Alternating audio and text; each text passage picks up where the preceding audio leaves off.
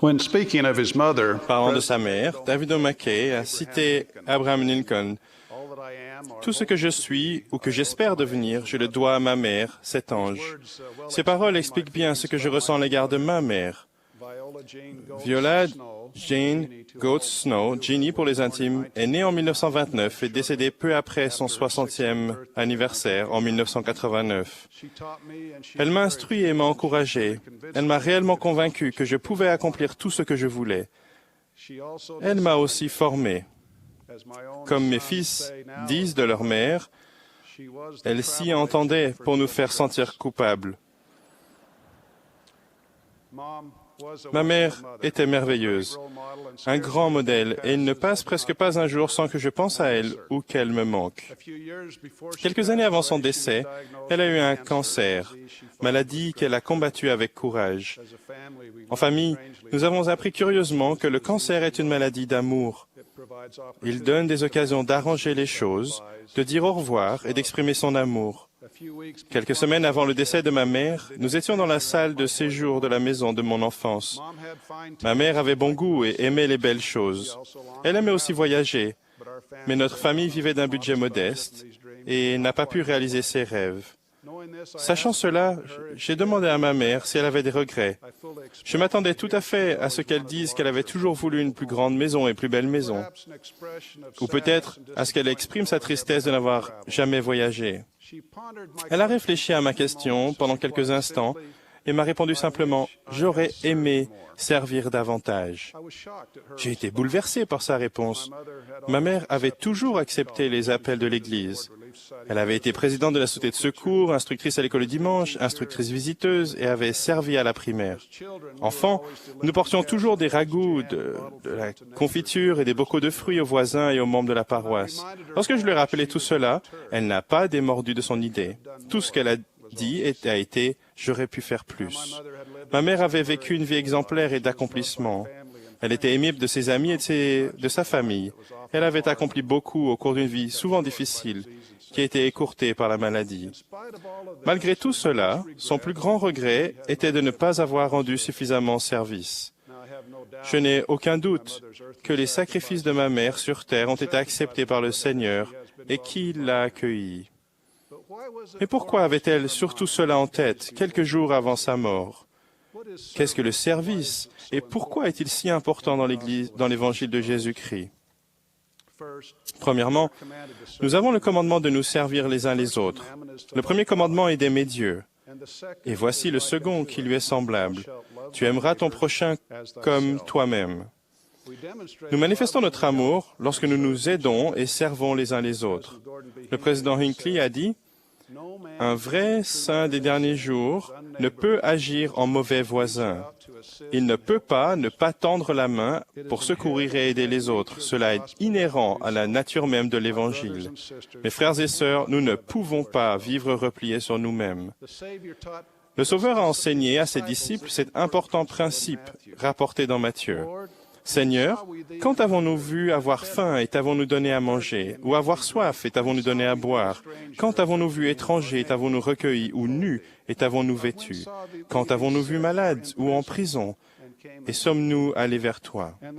Et le roi leur répondra, je vous le dis en vérité, toutes les fois que vous avez fait ces choses à l'un de ces plus petits de mes frères, c'est à moi que vous les avez faites. On doit rendre service sans penser à soi, ni à obtenir de gains personnels ou de récompenses. On doit le faire quand c'est nécessaire, et non quand cela nous arrange. Les occasions de servir peuvent ne pas toujours paraître évidentes, car il est de la nature de l'homme de se préoccuper de ses désirs et de ses besoins personnels. Nous devons résister à ces tendances et rechercher les occasions de servir. Lorsque nous rendons visite aux personnes qui sont malades, qui ont perdu des êtres chers, ou qui ont un autre chagrin, il n'est pas suffisant de dire « Appelle-moi s'il y a quelque chose que je peux faire ». Recherchez plutôt les moyens d'être une bénédiction dans la vie des autres par des actes simples de service. Il vaut mieux faire de petites choses que de ne rien faire du tout. Deuxièmement, en tant que membres de l'Église, nous avons le devoir d'accepter les appels pour édifier le royaume de Dieu sur terre. Par notre service dans nos différents appels, nous sommes une bénédiction pour les autres.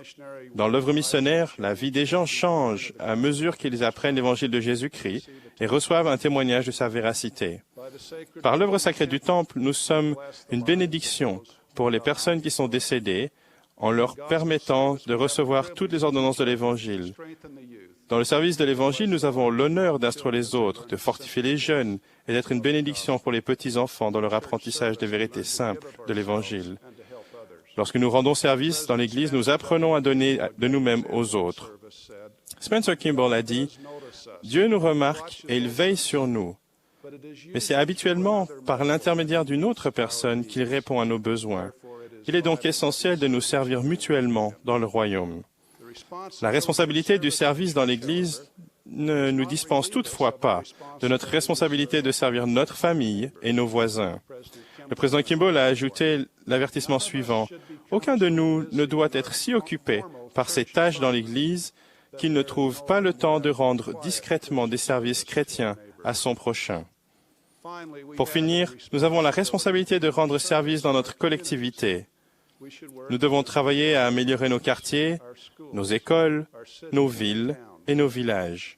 Je suis reconnaissant aux personnes qui, parmi nous, quelles que soient leurs convictions politiques, travaillent dans leurs gouvernements locaux, régionaux et nationaux pour améliorer notre quotidien.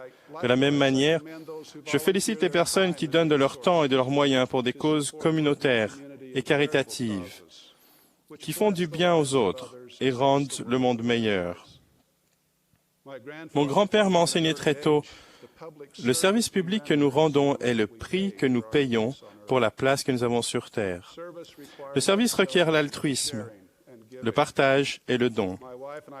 Ma femme et moi avons appris une précieuse leçon quand nous étions en Afrique. On nous avait demandé d'assister à une conférence de district à Jinja, en Ouganda. Tôt le samedi, avant le début de nos réunions, nous avons saisi l'occasion de visiter une nouvelle église dans la région. Quand nous sommes arrivés au bâtiment, un petit garçon de 3 ou 4 ans nous a salués. Il était venu dans le jardin de l'église pour voir ce qui se passait. Touché par son lâche sourire, Sir Snow a cherché dans son sac à main et lui a tendu un caramel. Il était ravi. Nous avons passé quelques minutes à visiter l'église, puis nous sommes ressortis.